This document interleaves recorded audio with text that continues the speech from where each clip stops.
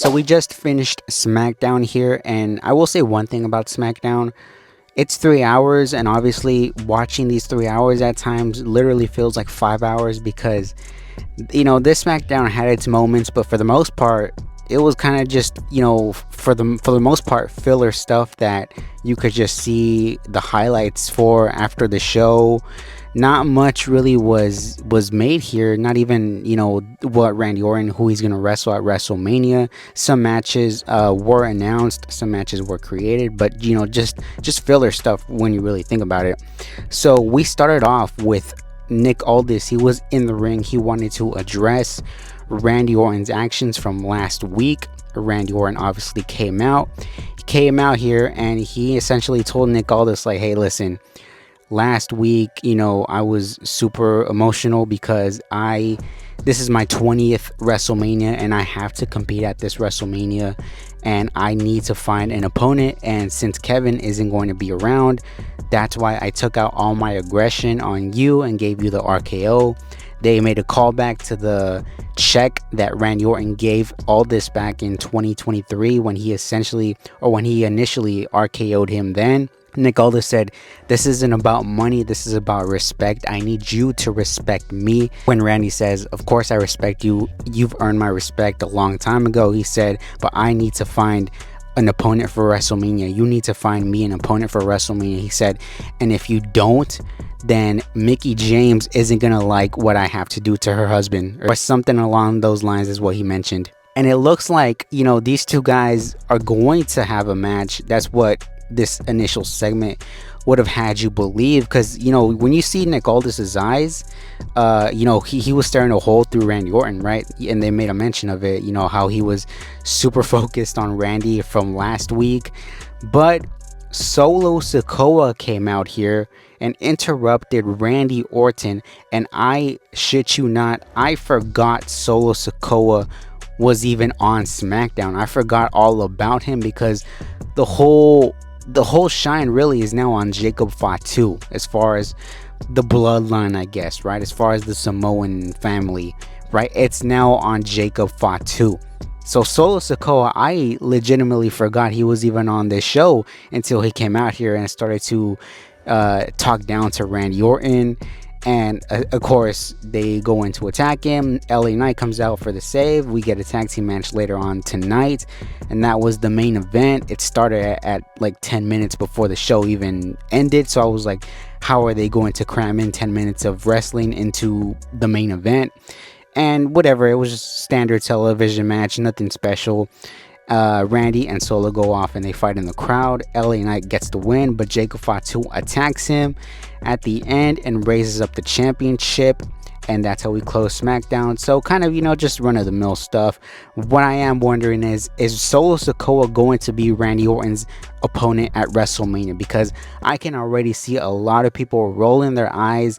And to be honest, I am one of them, because obviously when you compare what Randy Orton's initial match was going to be, that being Kevin Owens, and you compare it to him now potentially facing Solo at WrestleMania, it is underwhelming because there's, we haven't, for the most part, we haven't really seen Solo at all, or Solo interact with Randy. And a lot of people, to be honest, they just don't like Solo. And a lot of people feel as well that Randy should have like another main event caliber wrestler in there with him, and people were clamoring for a Nick Aldis return, for a Nick Aldis match, or maybe an Aleister Black or Rusev or something along those lines.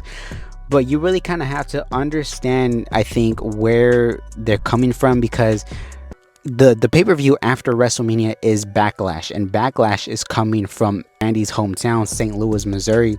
So at WrestleMania, Randy is going to look strong and he's going to win no matter who the opponent is. So I think that's why potentially they want somebody like a Solo, not only so they can get Solo on the card, but also so they have somebody that can take the pin against Randy Orton at WrestleMania 41. So potentially now on our hands is Solo Sikoa against Randy Orton. Something I also want to talk about is Drew McIntyre and Damian Priest. This actually, I am very excited to see because they have actually built this up really well tonight. I think Priest was coming out to the ring. He gets attacked by McIntyre.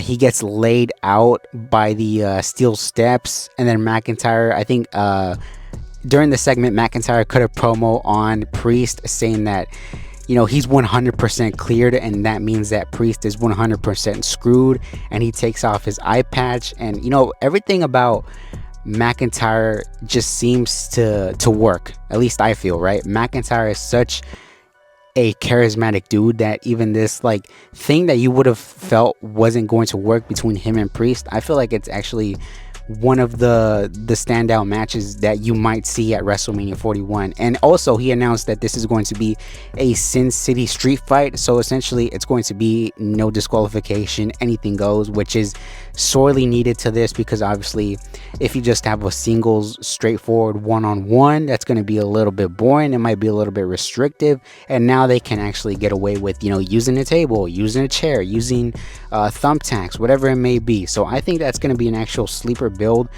match between Damian Priest and Drew McIntyre. We also got a Cody Rhodes segment where he came out there, and in the ring was a collection of the WWE championships throughout the entire years, spanning back from I think the 1970s, 1960s, whatever it may be, up to current present day.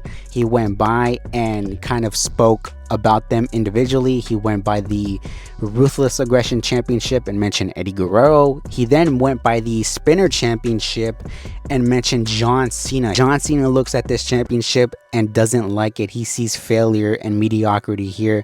He says that Cody doesn't see the same thing. He says when he sees this championship, this Spinner Championship, he sees somebody who was trying to break the mold, somebody who was trying to carry this company for 10 years plus.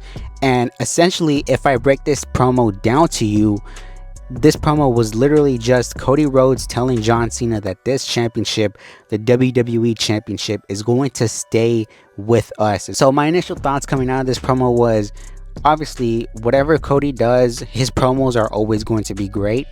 But when you don't have Cena there to really kind of build something off of, it's kind of, a little bit one-dimensional. Like, you need Cena there to bounce back and forth, because if not, it's kind of just, you're kind of just rambling on about nothing. And Cena is going to be there next week, so I am very curious to see what they're going to do for the final, I guess, confrontation between these two guys. So essentially, that was all of SmackDown. There was obviously some things sprinkled in there as well, like Rey Fenix against Humberto, which was a great match.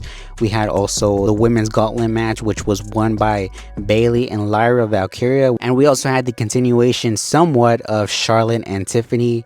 Tiffany had a match here tonight, and after she won, Charlotte came out there and attacked her and essentially laid her out over the announcer table. Wade Barrett had to intervene to try to stop Charlotte Flair from continuing the beatdown. So again, who knows where they're going with Charlotte and Tiffany at WrestleMania, because literally, I believe as it stands right now, Charlotte is going to win the women's championship and defeat Tiffany, which is a scary thought when you really think about it. But let me know what you guys think down below. Let me know your thoughts and your reactions of tonight's episode of SmackDown. And WrestleMania is literally this week away, so it's going to be a busy week. Let me know what you guys think down below.